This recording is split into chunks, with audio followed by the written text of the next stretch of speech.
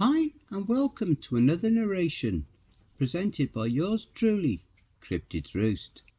Please be so kind as to throat punch the like button and smack the ass of the subscription button as well. And remember to tap that notification bell and then select all. That way you'll receive all notifications each time I upload a new video. I would like to reach out and say a huge thank you to those of you who have supported Cryptids Roost financially. We pray the good Lord replenishes you abundantly, and to those of you who will later on. We pray the good Lord bless you as you do so, and also a huge thank you to everyone for always supporting the channel with your likes, comments and shares as well. It is all very much appreciated. God bless you all. So grab your copy, sit back and enjoy the show. And don't forget, where fear is, happiness is not. The End of Infinity. This awesome story is written by crypticwander, a wonderful author over on Reddit. If you'd like to read more of his works, the Reddit link to his profile will be below in the description.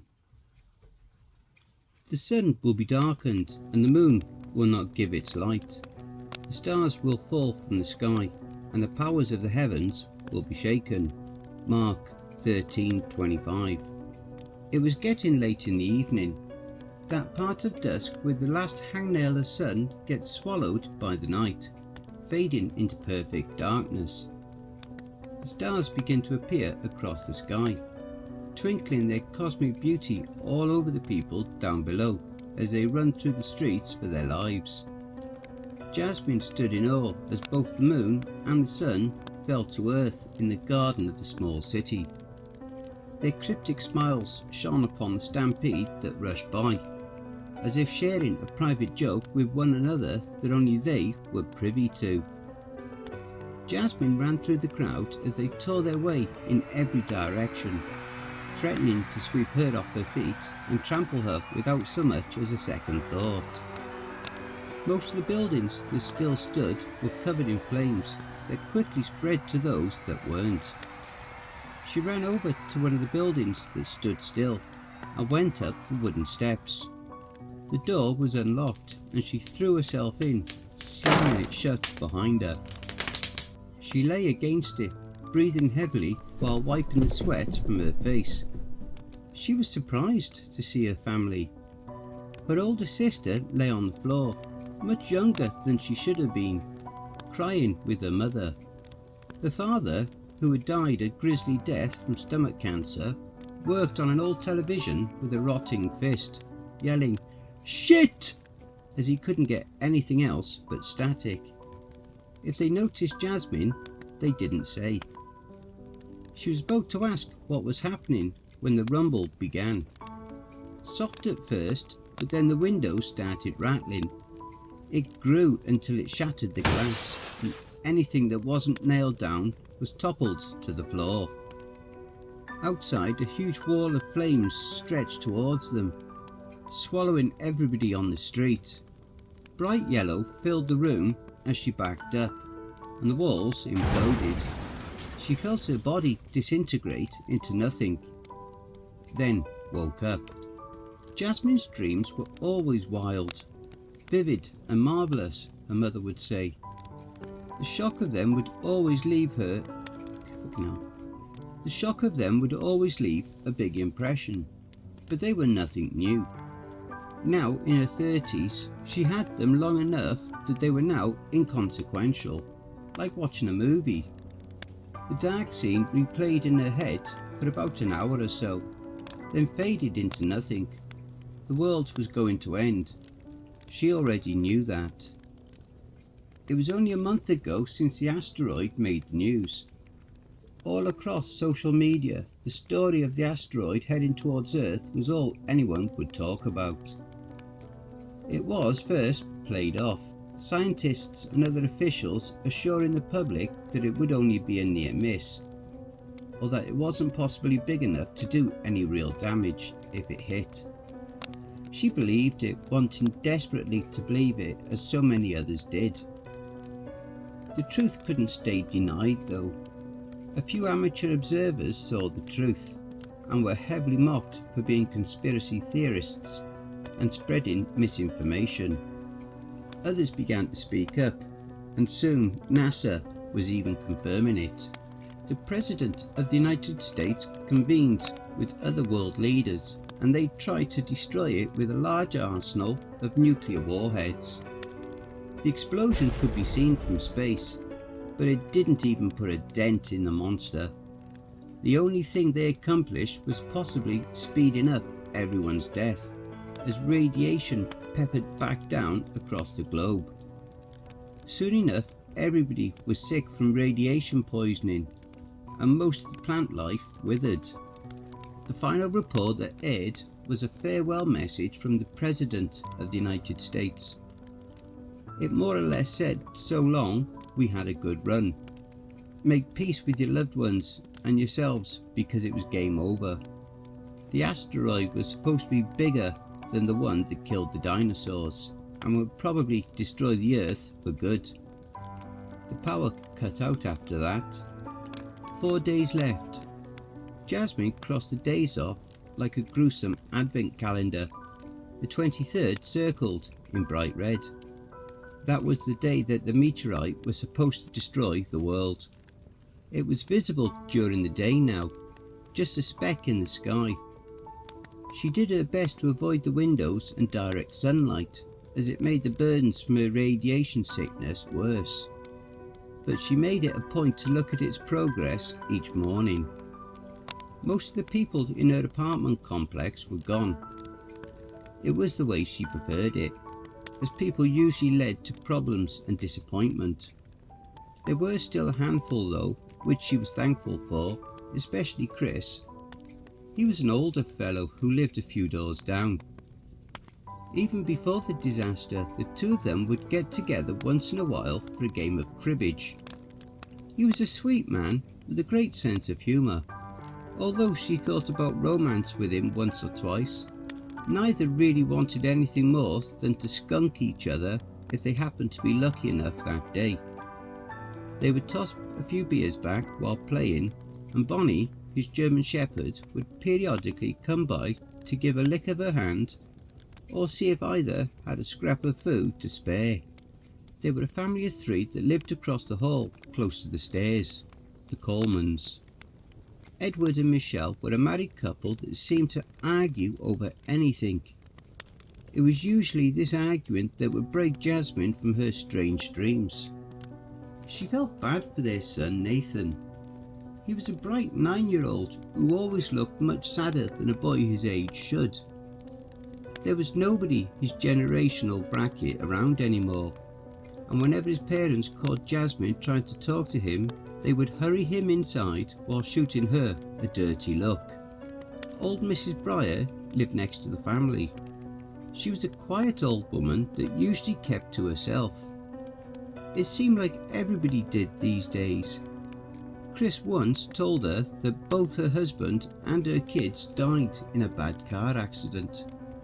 He was drinking and must have overcorrected, sending the car off a small cliff.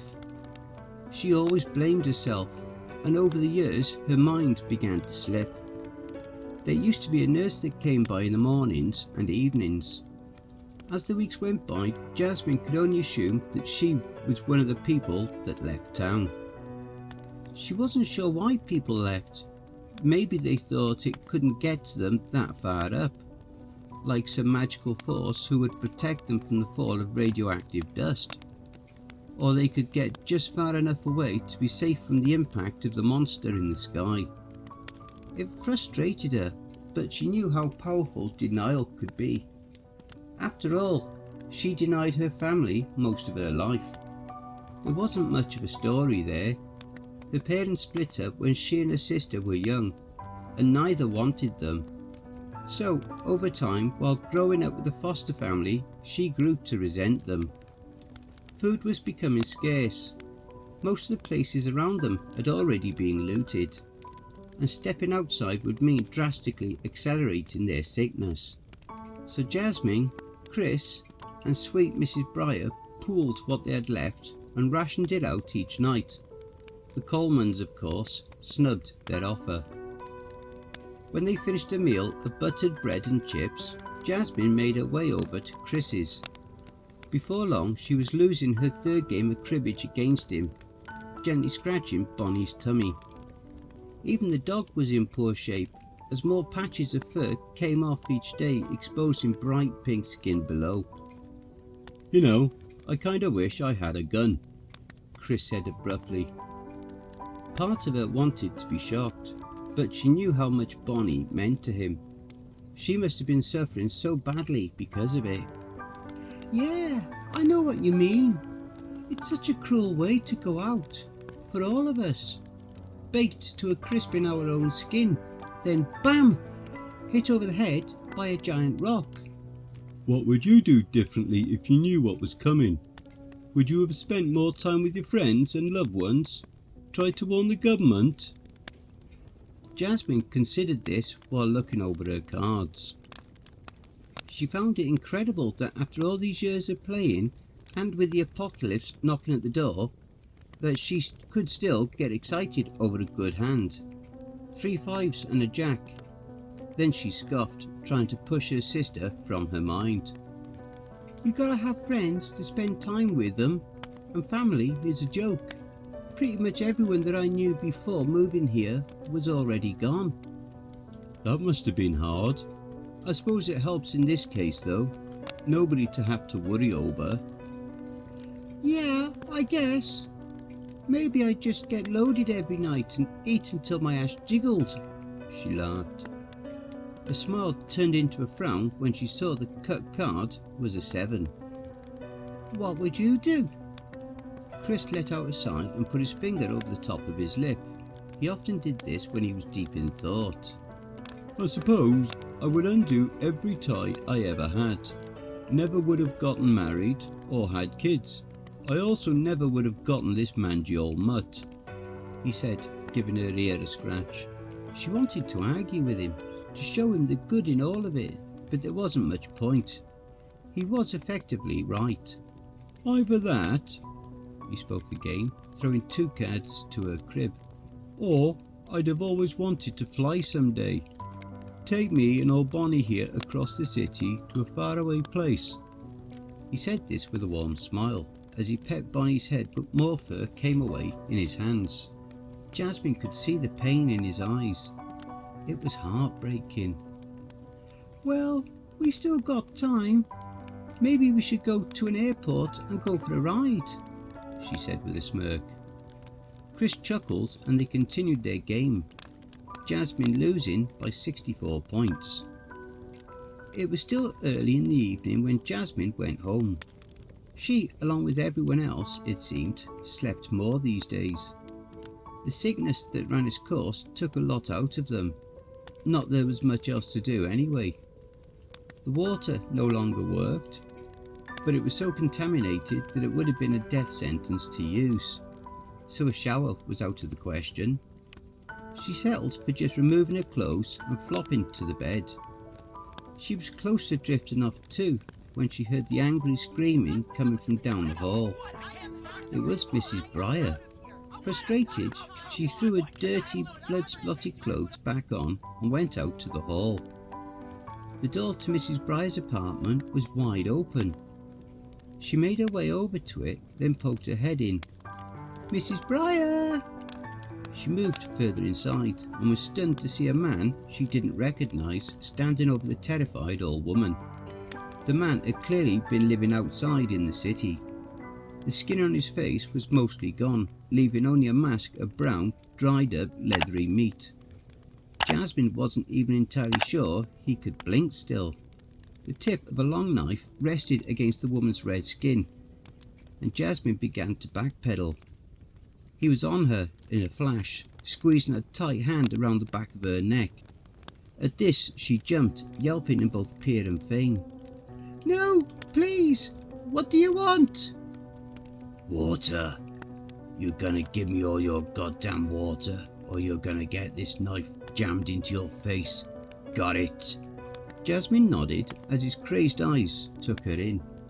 They were an ugly yellow, and the muscle that still somehow managed to encase them was an angry shade of red that seemed to be slowly burning towards them. When he talked, she could see several teeth were missing.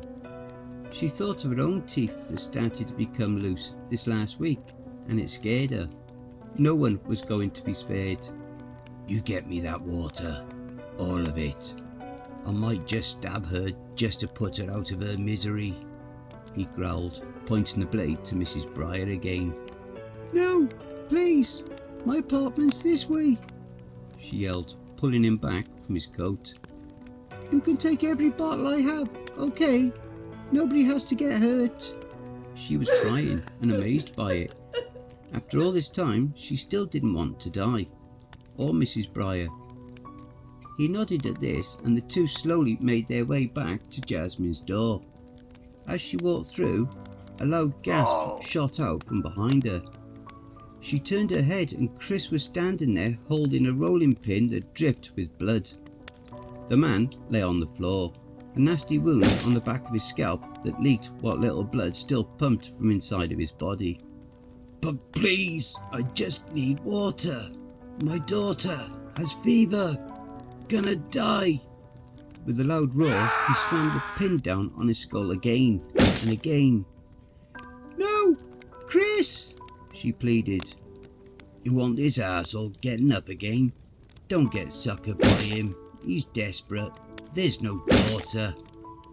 She turned away as he continued raining down blows. Sharp cracks turned into wet thumps until he was sure the man didn't feel a thing. Somewhere out there in the city, possibly the next building over, was a little girl who would die a sad death. She went into her apartment and locked the door, where she cried herself into a deep sleep. Jasmine was running down the street she grew up on.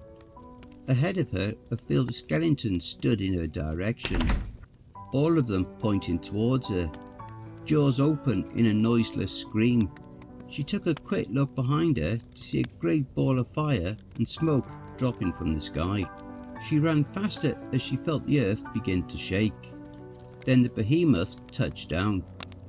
Even as she continued to pump her legs, she was lifted up into the air along with the skeletons. Their screams became audible as they joined hers in a grim chorus. The first thing to hit her was the nausea. It quickly rose from the depths of her stomach, and she wrenched up last night's meagre meal. The next thing she noticed was how badly it hurt.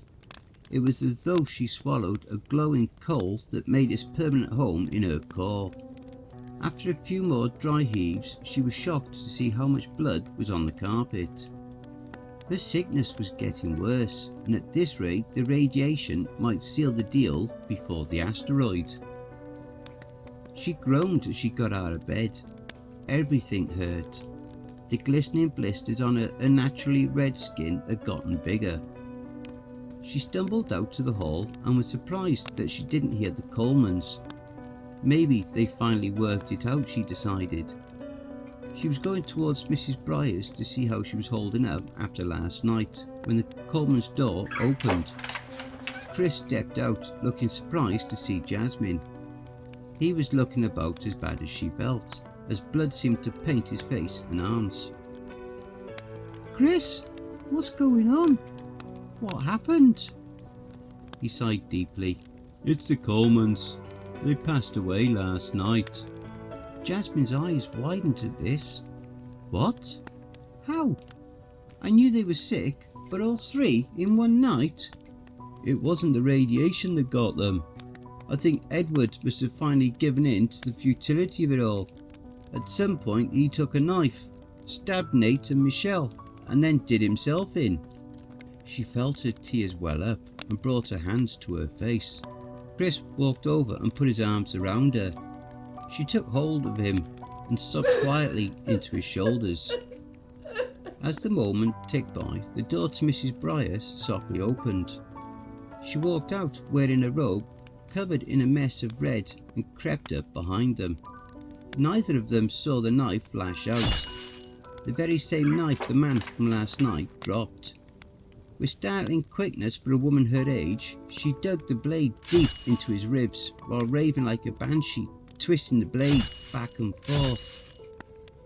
"You'll thank me later, dear," she said, nodding.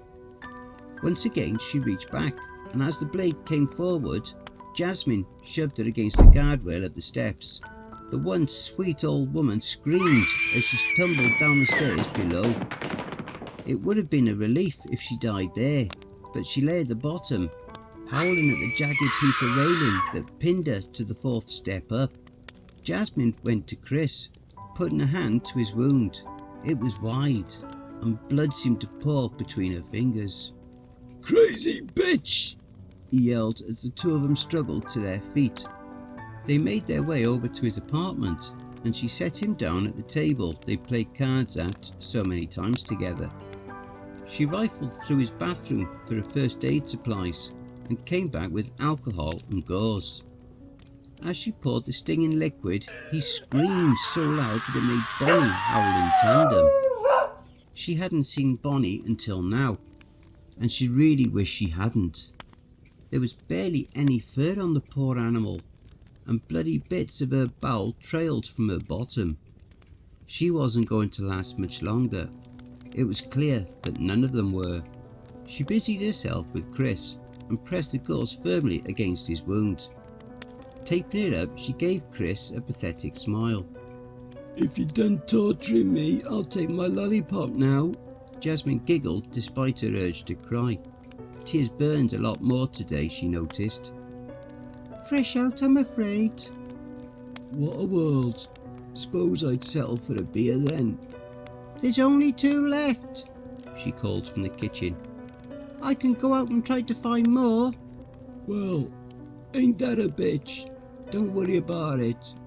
Been meaning to quit drinking anyway, and this seemed like as good an opportunity as any. You can deal me in a game though." She quickly grabbed the cards and set up the boards, and the two played cribbage for the rest of the day. That night, Jasmine stayed with Chris at his apartment. Mrs. Bryce shouted off and on, but Jasmine couldn't bring herself to go out there. Before long, she was in a faraway land where everything appeared as a Renaissance painting. Men with shining armour rode upon mighty horses. They were off to slay some fantastical beast when up in the sky a large diamond star fell to the earth. When it touched down upon the mottled ground, it sent men and horses alike off in every direction, setting them ablaze. Flames spread out and quickly ate through the picturesque setting, consuming everything until there was only darkness and the scent of death. When she opened her eyes, she felt her skin was wet and slick. Blood was now beading out of the wounds that grew upon her burning skin, and the smell was putrid. She cried as she struggled to get to her feet and looked around. She didn't see Chris or Bonnie anywhere. A small trail of blood, most likely left by Bonnie, led out to the door. She followed it out to the hallway, noticing the smell of death was stronger out here. Mrs. Briar was silent, and would be forevermore. The trail of gore continued to the rooftop. She opened the door where she saw the two sitting on the ledge. "Chris, what are you doing? Get back in here!" she yelled, knowing how much worse the levels of radiation were out in the open. He didn't respond, only waved a hand back towards her. She briefly considered going back in, but what was the point now? The pinprick in the sky was much larger now, like a small moon in the morning sky. The sunlight made her already fiery skin burn even hotter, but still she walked out towards her old friend. "Chris?" "Jasmine," he replied, half turning to her. "Oh my God, Chris!" she cried out. His exposed face and arms had the appearance of a rotting corpse.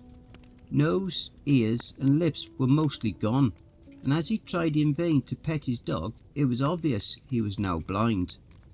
Bonnie was just as bad. "How long have you been up here?"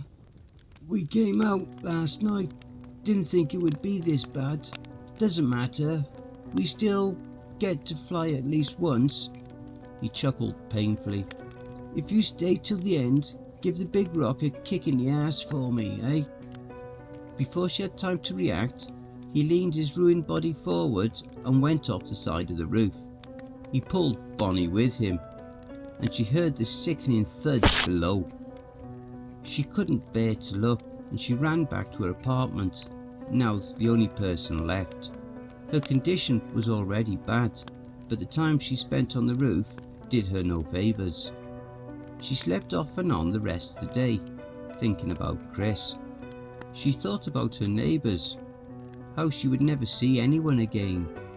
She thought about the man who had just killed to get his daughter some water.